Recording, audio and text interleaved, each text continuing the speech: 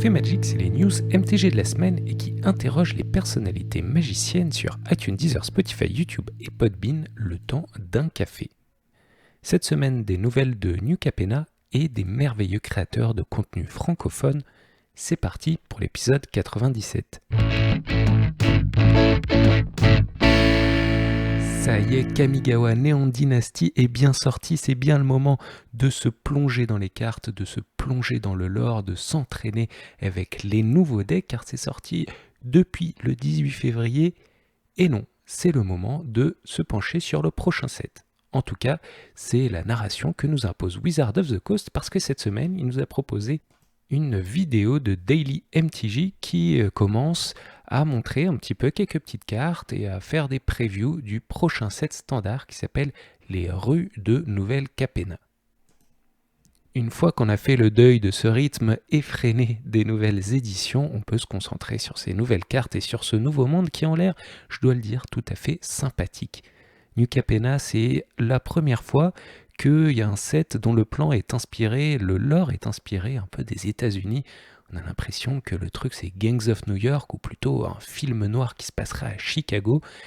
Il y a des familles qui forment des genres de mafia, il y a des gratte-ciel dans une ville futuriste, ou plutôt rétro-futuriste, quelque chose de moderne, bien différent de Kamigawa. Alors déjà, on découvre le nom des 5 guildes qu'il va y avoir. Il y a les cabaretti, les courtiers, les obscura, les maestros et les riveteurs. Et chacune de ces guildes ou de ces grandes familles sont associées à un shard. Un shard, c'est une association des 3 couleurs. Et cette fois-ci, donc, c'est les shards Esper, Bant, Jund, Grixis ou Naya. Par exemple, Naya, c'est vert, blanc, rouge. Eh bien, on vient de voir que les triomes allaient être complétés, le cycle de ces terrains qui possèdent les types de terrains de base, les 3, et qui peuvent être recyclés pour 3, mais ils font ces 3 types de mana, mais du coup ils arrivent engagés. Eh bien, le cycle des 5 triomes manquants qui avaient été initiés dans Ikoria vont être imprimés à cette occasion. C'est vraiment un très bon cycle de terrain, en standard, en moderne, en fait dans tous les formats, dans les formats compétitifs comme plus casuels. Et donc c'est vraiment sympa enfin de voir un cycle déjà complété. En plus de ça, on a vu les différents traitements que subiraient les cartes, parce que maintenant pour chaque set, il faut au moins 3 cadres différents pour les cartes, et donc on a les cartes normales, qui deviennent peut-être même les plus rares, les cartes borderless, donc avec les illustrations agrandies, et le truc spécial cette fois, c'est les cartes Skyscraper. Skyscraper, c'est des gratte-ciel, et donc on voit ces œuvres architecturales qui ornent le bord des cartes et qui vont plutôt bien avec les terrains de base full art qui représentent des espèces de gratte-ciel dans le monde de New Capenna.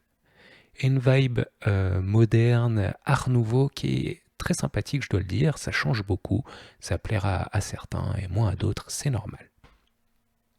Et pour encore plus nous convaincre de les acheter, ces satanées boosters, il y aura dans The List, donc la liste de cartes réimprimées dans les 7 boosters, les cartes de Friends Forever qui sont issues du Secret Lair Stranger Things.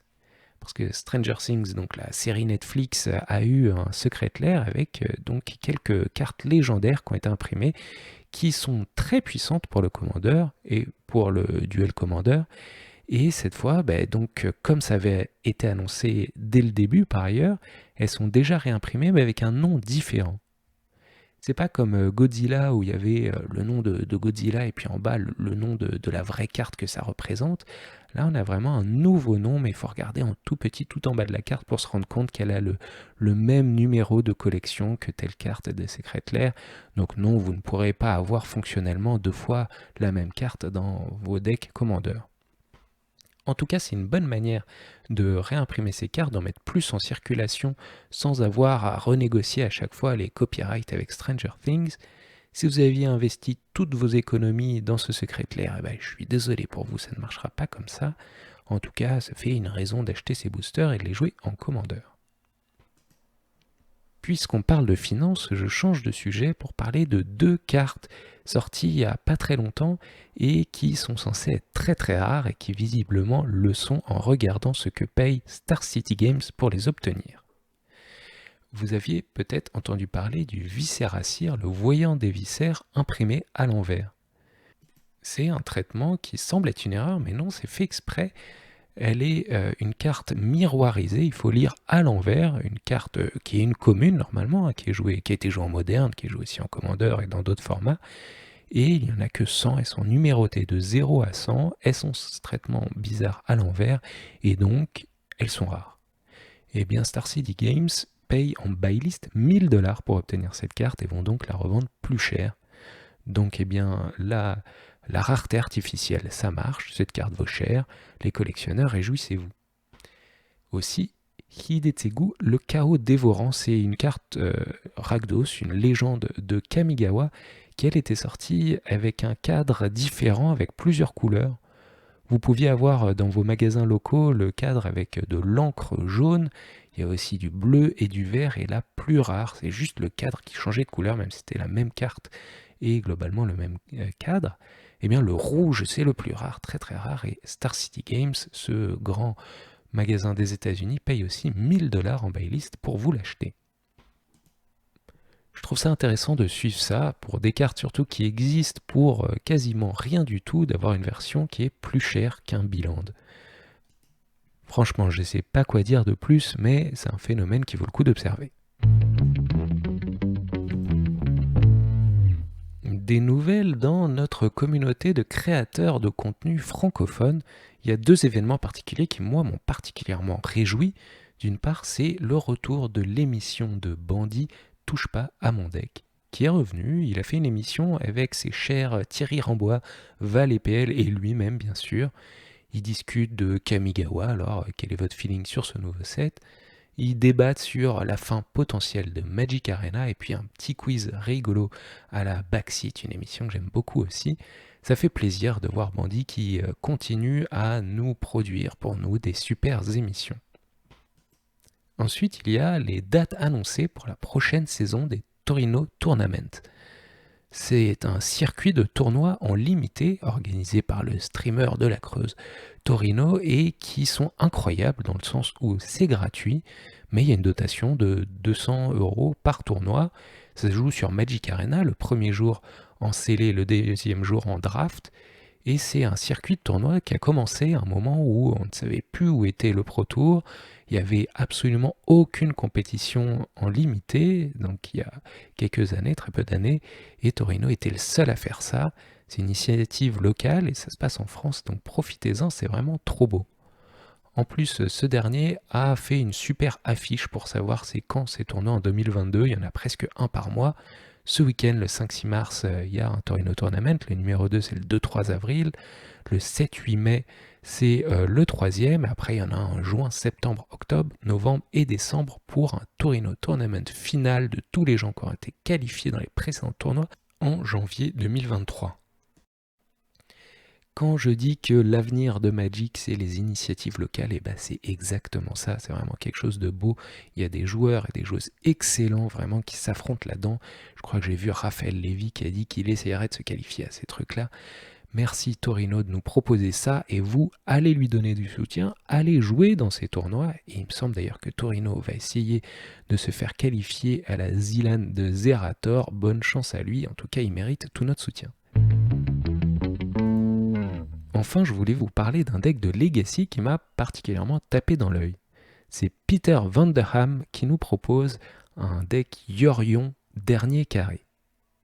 Alors c'est un deck de 80 cartes parce qu'il y a Yorion, on y trouve bien sûr toutes les meilleures cartes, les Brainstorm, Ponder et Force of Will en bleu, les meilleurs removal avec Retour au pays en blanc, les créatures vertes classiques avec Endurance ou Uro, et un petit package de créatures qu'on peut aller chercher avec le Green Sun Zenith vert, et un petit enchantement qui s'appelle Présence de Nilea. C'est un enchantement pour 2 qui fait piocher une carte quand il arrive, pratique avec Yorion quand on va le flicker, et qui donne tous les types de terrains au terrain que ça enchante.